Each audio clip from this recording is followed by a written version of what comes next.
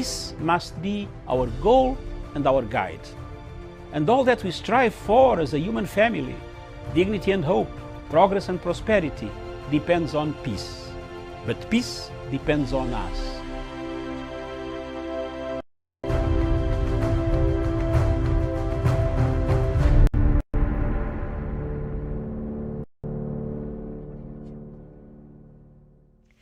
Very good afternoon to you, and thank you so much for watching us just about 12 minutes past 3 p.m. here in Nairobi. I trust that your day is coming up well. My name is Mira Mugutu, and this is Diaspora Dispatches, where we get to look at the news making headlines across the continent of Africa, and we do have a lot in store for you. And so I shall go ahead and start with Uganda, where 18 men who were believed to have been held by Uganda's security services have been freed and allowed to return to their villages. The men were arrested in the run-up to the elections in January and said they did not know where they were held. It is believed that hundreds of opposition activists and campaigns from across the country were picked up during the election campaign. The government admits it is holding more than 200 people on charges related to violent acts during the election, but many still remain unaccounted for and are believed to be still in the hands of security services.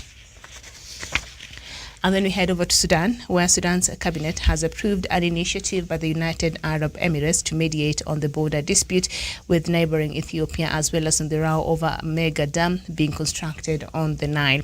The Al-Faga farmlands, where Ethiopia's northern Amara region meets Sudan's Gedaref, a state in the east, is claimed by both nations and has recently been a source of clashes between troops, stoking fears of a wider conflict. In remarks to Parliament on Tuesday, Ethiopian Prime Minister Abiy Ahmed said his country did not want war with Sudan over the territorial dispute. Meanwhile, negotiations over Grand Ethiopia Renaissance Dam have remained deadlocked for years, despite recent interventions by the US and African Union.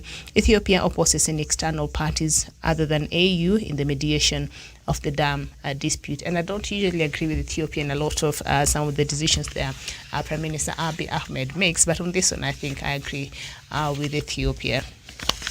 And then we go to Libya, where the rebel administration in eastern Libya has officially handed over power to country's new interim government based in the capital, Tripoli. A handover ceremony took place on Tuesday in Libya's second city, Benghazi, headquarters until now of the Eastern administration. A new government of national unity led by Prime Minister Abdul Hamid Deiba and backed by the United Nations was sworn in last week in Tripoli to replace the two rival administrations which have been fighting for control of Libya. In France, President Emmanuel Macron announced that Paris would next week reopen its embassy in Tripoli, which was closed in 2014 as violence spread in the country. Libya has been beset by violence since forces backed by NATO overthrew its leader Muammar Gaddafi in 2011. And then we go to Congo, Brazzaville, where Brazzaville's President Denis Sassou Nguesso has won re-election by a landslide with 89% of the votes, the country's interior minister has announced. The main opposition candidate, Guy Brice Parfait Colelas, who died on Sunday, garnered 8%. He was suffering from COVID-19. President Sassou Nguesso, 77, has ruled the country now for 37 years. He's been in power since 1979, except for a 5-year period after losing elections in 1992. And then we go to Ethiopia. Now, Ethiopia's Prime Minister has acknowledged for the first time that troops from neighboring Eritrea have been in the Tigray region following the outbreak of conflict in November. For months, both countries have denied that troops crossed the border. Abiy Ahmed told MPs that Eritrean forces came fearing they will be attacked by Tigray's regional fighters. The conflict began after the Tigray's People Liberation Front captured military bases in the region. The TPLF had been the ruling party in the northern Ethiopian region, but had a massive fallout with Mr. Abiy over the future of Ethiopia's ethnically based federal system and its role in government. Hundreds of thousands of people have fled their homes in Tigray over the last 5 months. And then we go to Mozambique, where Mozambicans who have been forced from their homes because of the ongoing conflict in the northern part of their country say Washington's pledge to train Mozambican security forces brings a glimmer of hope and the situation might improve. Last week, the U.S. Embassy in Mozambique announced plans to train Mozambican security forces to combat violent extremism in the country's north. Earlier this month, the U.S. State Department designated an Islamic State affiliate in Mozambique as a foreign terrorist organization, along with another ISIS affiliate in the Democratic Republic of Congo. Residents in the country's northern Cabo Delgado province, a region rich in natural gas deposits, have been grappling with Islamic insurgency since 2017. Attacks claimed by the military group known as Al-Shabaab have also killed over 2,700 people and displaced over 670,000 others. That is according to the Conflict Monitoring Group, Armed Conflict Location and Event Data Project. Come back to South Sudan, and authorities in northern Bahr El Ghazal state have arrested 19 traditional leaders for allegedly beating up two administrative officers. The chiefs are being detained at Maper Akot Aru in Awel town. According to the state police spokesperson, the chiefs instigated violence against the two officers who were recently deployed at the local government offices. The officers were deployed by the State Ministry of Local Government, but the chiefs did not want Apath Deng Apath and Angelo Kech to occupy the office. The two officers, the spokesperson said, sustained serious injuries and are being treated at a civil hospital. And the sections mentioned public violence, participating in gathering with the intent to promote public violence, breaches of peace or bigotry. So those are just some of the charges that have been leveled against these two chiefs. And then we go to Somalia, where Somalia's key political leaders are headed for another tense meeting in Mogadishu on today, under pressure from donors to reach an electoral agreement for polls. And it seems all eyes seems to be fixed on the Big Tent, a structure inside the perimeter of Mogadishu's Aden Abdullah International Airport, the city's most guarded zone. Somalia's leaders are expected to meet in the Big Tent and find a way forward on the delayed elections. Somalia was to have an election to choose legislators for both its upper and lower houses of parliament in November and December 2020, but the process was delayed due to the squabbles between some of the leaders of the federal government of Somalia and some of the presidents of the federal member states. The leaders had agreed on September 17, 2020 on a framework to hold an indirect election in Somalia, enabling the Somali clans to elect their legislators to the lower house through 101 delegates, while each federal members parliament was to elect an allocated number of senators for the upper house. Though Wednesday's meeting was called by President Farmajo, it is fully endorsed by Somalia's international partners, including the United States and the United Nations. And still staying with Somalia, and Somalia on Monday appealed for the international community to provide sufficient and timely funding to help 2.7 million people facing food insecurity amid a severe drought in the country. Kaja Mohamed Diriye, Minister of Humanitarian Affairs and Disaster Management, said the impact of the flooding, desert locust invasion, and the impact of COVID-19 pandemic are again pushing up to 2.7 million people across the country towards a major humanitarian crisis. Ms. Diriye said the rain season, which usually starts in April, is projected to be poor and below average, even very low in some areas, while water and food shortage continues to exacerbate the already existing fragilities. And then we conclude with Tanzania, where residents of Mwanza today are bidding farewell to the late President John Pombe Magufuli. In the morning, residents lined the streets to bid the president farewell as others ran on the adjacent road following the vehicles transporting the president body from the airport to CCM Kirumba Stadium. Some residents threw flowers and spread kangas on the road as the vehicle carrying Magufuli's body waved through the streets. On Saturday and Sunday, the body was in Dar es Salaam for mourners to pay their last respects. It was then taken to Dodoma, where mourners who could not make it to Jamhuri Stadium lined up the roads on Monday to bid the president farewell. On Tuesday, residents of Zanzibar paid their last respects. Now, Mr. Magufuli died on March 17th from heart complications at Mzina Hospital, and current President Samia Suluhu announced announced his death on the same day. Mr. Magufuli, Tanzania's fifth president, is the first to die in office, and he will be buried on the 26th of this month. So that is the latest news from across the continent this afternoon. Majoka, thank you so much for watching. Now, this news from where? Hold on. Let me look for it.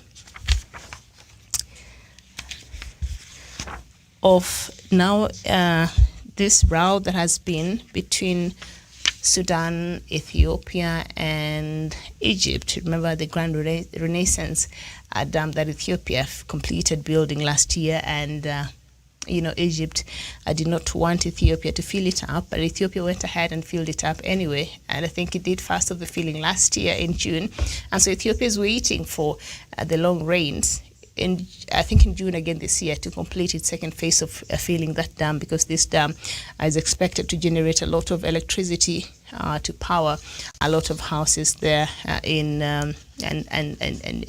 not just houses, but also just generate power to support the industries and households there in Ethiopia. It will go a long way in supplying power to the country. And the fears from Egypt has been that this water, this dam, and filling up of this dam will, of course, cause some water shortage in Egypt. Remember, Egypt relies on River Nile for its supply of fresh water there. So that has been a conversation and a stalemate that they've not been able to find a solution there.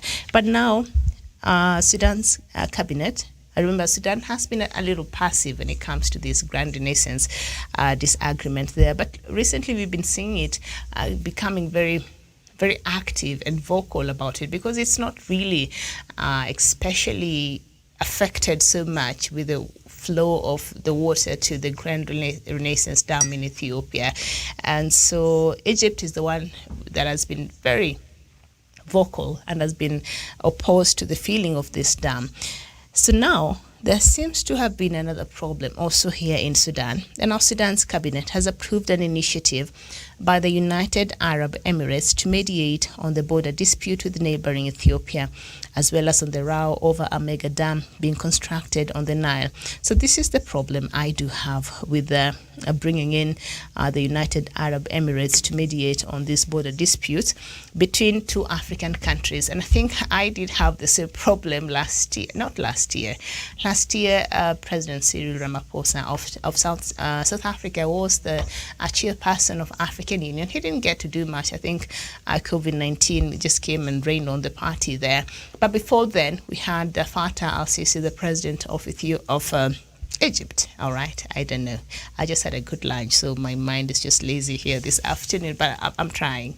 All right, so now, during his time, Fattah al-Sisi in 2019, as the chairperson of the African Union, and this disagreement with Ethiopia's dam really escalated, and I think he was trying to use his position as the chair then to see if he could bring undue influence on this whole case. So now, al-Sisi, as the chair of the African Union, went to the United States to call on them to come and mediate on this on this disagreement. All right, with Ethiopia, and then President of the United States, Donald Trump, and we know the U.S. usually works with Egypt in a lot of other issues. They're partners when it comes to international diplomacy there. So, of course, Trump's government was going to side with Egypt on this. So Ethiopia didn't feel this was a fair arbitrator, so he didn't even care to show up and be part of that mediation that was being led by the United States. But what really struck me then is Abdel Fattah al-Sisi, as the chairperson of African Union, did not even have enough confidence in an institution that he was heading, the African Union, that is mandated to solve some of this conflict within member states. Instead, he went and reached out to the U.S. So the absurdity of that really struck me. As the chairperson of African Union, I think at that time he should have been spearheading, because we know the mantra of African Union, finding Africa solutions to African problems, right? So these are two African countries warring, and one of your country that is part of this conflict, you are the chairperson, and you decide the institution that is supposed to be finding solutions for this continent. You're just going to go out there and get help from there. And during that time also, we saw the Arab League coming in strongly and taking a position against Ethiopia on this matter. And that's why I'm telling you, I'm having a problem now having the United Arab Emirates, because we know immediately we see these third parties coming in and starting to meddle. These are proxy wars that is happening. These are other issues that they're bringing with them, their own interest and what they stand to gain when it comes to whatever is happening here. So I don't think United Arab Emirates is coming here in good faith. And seeing the position the Arab League took a couple of years ago in regards to the disagreement on the Grand Renaissance Dam, in fact, they give Ethiopia, was it sort of a threat or something like that? So Ethiopia has to stop. So I wondered, Arab League, what does it have to do with two African countries disagreeing, or three, put in Sudan? But Sudan, as I said, at that time was very passive until just recently that Sudan has started to be very vocal about this matter, and slowly it's taking sides with Egypt. And if you understand the leadership of Sudan and Omar al-Bashir, Sudan is a member of the Arab League, and Sudan, we've seen how the proxy wars played there until President Omar al-Bashir was removed from power. We cannot go back to that story now, but it had a lot to do with the politics in the Middle East, and the people who were supporting Omar al-Bashir and who had kept him and supported his government until that time he was removed are the same people who turned against him. And one of them is Saudi Arabia, and we know one of the ministers, he had a super minister, Omar al-Bashir, who was working for him, and I think he was the Minister for Intelligence or something like that. I can't remember exactly his post, but I know that he was very powerful, that all other ministers would have to go through him for them to access even President Omar al-Bashir then. Apparently, this guy was a double agent working also for countries like Saudi Arabia. And so over time, I think when Omar al-Bashir was being warned, so by the time he realized, it was a little too late. So this guy ran away from Sudan, went to Saudi Arabia. Immediately, Saudi Arabia gave him a citizenship there. So during the negotiations, when they were supposed to negotiate with the warring parties and Saudi Arabia offered to mediate, guess who they sent? That guy to come and be part of the mediating team. Do you see? Yes, it's like a chess game they keep playing. And that's why I have problems, and I see conflicts in this continent and other third parties coming in from outside the continent, be it in the Arab world, be it from the EU sometimes, be it from these other countries. They do have their own vested interests. So we really have to be careful. And a lot of times when they don't even de-escalate the situation, they do the opposite. So with the EU coming in and trying now to mediate between this problem in Ethiopia and its neighboring Sudan, first of all, UAE will take sides with Sudan, obviously. I don't think it will be, from the history that we've seen, the Arab League, I don't think there will be a fair arbitrator. So they should get a more neutral person to come in and try to mediate. A country that has no vested interest there. In these two countries, in the continent, a country far off, maybe in the west, a country far off, maybe somewhere, but not outside the continent. All right. So in remarks to Parliament on Tuesday, Ethiopian Prime Minister Abiy Ahmed said his country did not want war with Sudan over the territorial dispute. Meanwhile, negotiations over the Grand Ethiopian Renaissance Dam have remained deadlocked for years, as I have said there, despite recent interventions by the US and the African Union. Ethiopia opposes any external parties other than the AU in the mediation of the dam dispute. And as I said there earlier, I don't usually agree with Abiy Ahmed in a lot of issues, but I think on this one I agree. It will be absurd, seeing even that the African Union headquarters is in Ethiopia, and yet you're hosting a very huge institution for this continent, and that institution cannot help you in finding out solutions for some of these problems. And I think right now Ethiopia is in quite a precarious situation. As I had read there earlier, for the first time, Prime Minister Abiy Ahmed has come out and acknowledged that indeed Tigray region, the massacre that has been happening there in Tigray. Eritrean soldiers have been involved, and Abiy Ahmed has refused to acknowledge this before. He has denied these claims. He had denied these reports that has been reported over time.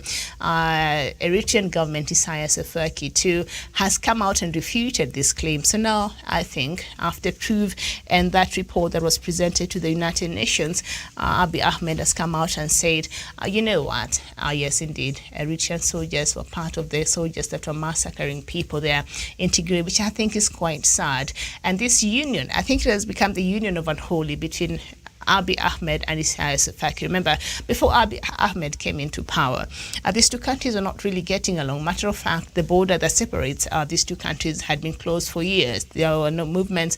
And if you know the history of these two countries, they're literally the same person, the same people. All right.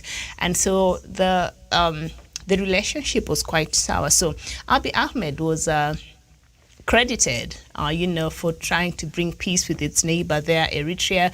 Matter of fact, he even received a laureate peace prize for it, which I said here the last time I was talking about this matter, and I'm repeating it now. I don't think he deserves it from what we've been seeing happening there. And him continuing to have this peace prize, I think, is dishonoring the whole essence of the prize. So I think that that committee in Norway should reclaim that prize back. He's not living up to why he was awarded that. He does not deserve it. They need to take it, because if you see what has been happening there in Ethiopia, if you see how the government of Abiy Ahmed have continued to infringe on even the basic of rights, media freedom is no longer there. Other freedoms is no longer there. He's closing down, Catholic, hospitals and schools sometimes. Like, who does that? And so his administration has been quite ruthless, and he's been met with a lot of, pressure from the regional governments there. And I will not even get into the whole history of the regions there in Ethiopia and how that has advised what we see today, the politics that play out today in Ethiopia. But Abiy Ahmed, I think, has been I don't know. Maybe he was just too hyped up when he became the prime minister at first. But he's been having a surmountable amount of challenges there in Ethiopia. And what has been going on in Tigray is unacceptable. I think we talked about it here last time. And so, that Nobel Peace Prize needs to go back to Norway. He does not deserve it, because how do you connive through your army and the army of Eritrea to go on and kill your own people? Which government does that? Who does that? The army is supposed to protect the lives of the people, and I do understand that TPLF also are not quite not aggressive, but they were protecting. They will say they were protecting their people, but the force at which the government went on and reigned on this Tigray region, I think, is unacceptable. And you see the number of people who are now refugees in Sudan itself. Sudan that now Ethiopia is having a problem with. So Ethiopia is finding itself in a very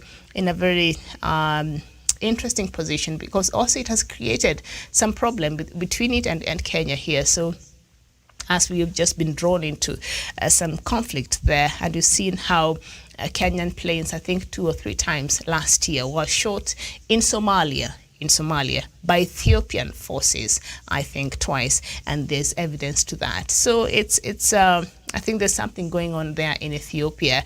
And for Prime Minister Abiy Ahmed to come out and acknowledge for the first time that his the troops from the neighboring country and his army have been part of the people who have been committing these massacres, I think he needs to be held accountable.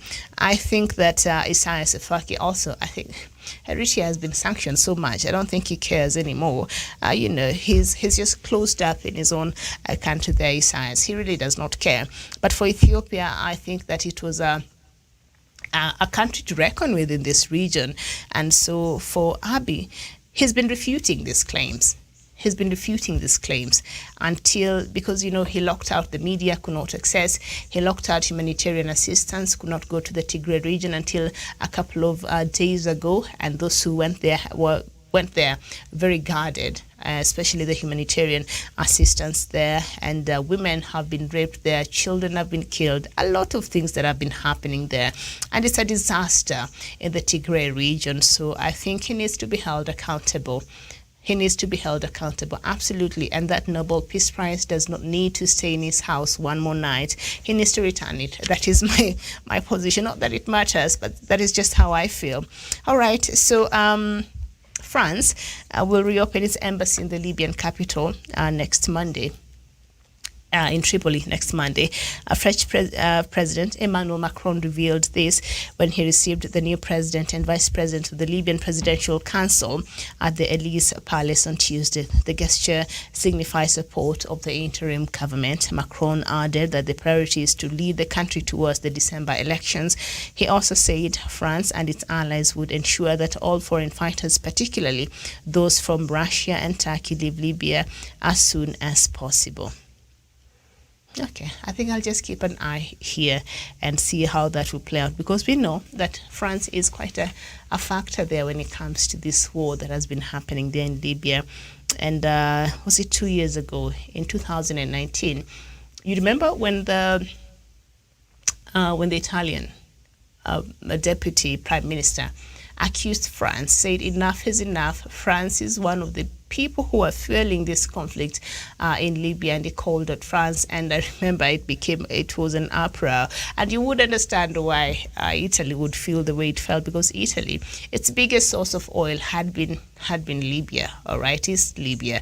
And so, of course, their interests there have been threatened, have been messed up. So Italy is not very happy. So because they're talking, it's not because they care so much about the people there in Libya, it's because their interest there has been messed up. And they're accusing France of being the key fuelers and contributors to the continued conflict there in Libya. So I'll just wait, because France has been accused of supporting the Caliphate, Khalifa Haftar, who was fighting the United Nations-backed government, all right?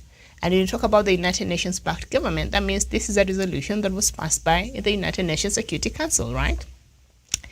And who is one of the members of the permanent members? That will be France. So you see, they sit down, they decide, they pass a resolution, and France is part of the passing of that resolution. Then it turns around, comes back, and violates the same resolutions that it was part of passing there. So that's why the situation in Libya is quite something else. Okay. There's a story here I read on our papers today, but I will not discuss it, about the Kenyan authorities giving a 14-day ultimatum to close one of the world's largest refugee camps here in the country. That will be the Kakuma camp, and Kenya is citing national security threats posed by some of the refugees that it says are linked to the Somalia-based militant group Al-Shabaab. I think that is a conversation that I will have tomorrow when I have all my panelists either in one of our morning shows there, and we shall look at the national interest versus the international obligations. Should Kenya close the refugees camps or not? I think that will be a very interesting conversation, and I would like for you to join me tomorrow, God willing. Thank you so much for watching. This has been Diaspora Dispatches. My name is Miriam Ogutu. Good afternoon.